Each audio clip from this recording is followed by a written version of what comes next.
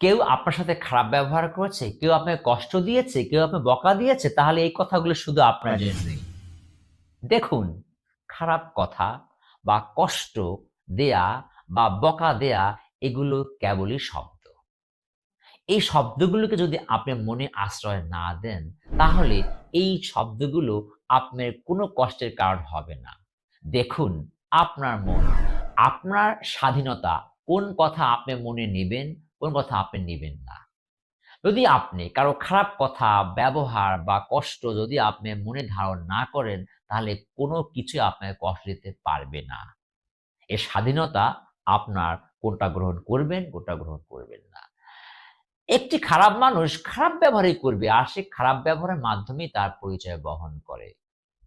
তাই যদি আপনি সে কথাগুলোকে প্রতিক্রিয়া না করেন, সে ব্যবহারের প্রতিক্রিয়া না করেন, তাহলে কোনো খারাপ ব্যক্তি আপনাকে কষ্ট দিতে পারবে না। তাই সবসময় নিজের মনের উপর জোর দিন, নিজের উপর গুরুত্ব দিন, নিজেকে ভালোবাসুন, মনকে শক্ত রাখুন। তাহলে কোনো খারাপ ব্যক্তি আপনাকে কষ্ট দিতে পারবে না। যদি আপনি বুঝেই যান এই ব্যক্তি খারাপ, এভাবে খারাপ ব্যক্তিরা এভাবেই কথা বলে, তাহলে আপনার কোনো সমস্যা নাই। তখনই সমস্যা যখন এই কথাগুলো আপনাকে আপনার মনে প্রতিক্রিয়া সৃষ্টি করে।